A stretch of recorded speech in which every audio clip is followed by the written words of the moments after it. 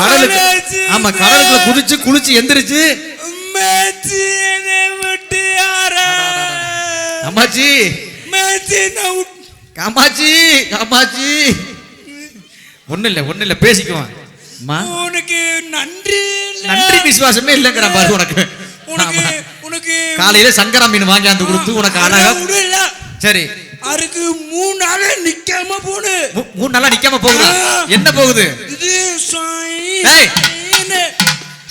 விடு கிளைமேட் சரியில்லடா. நானே ஒரே சீதோஷண நிலை. மருந்தெல்லாம் வாங்கி கொடுத்தேனே. ஓ நீ தான் மருந்தெல்லாம் வாங்கி கொடுத்துட்டு இருக்கியா?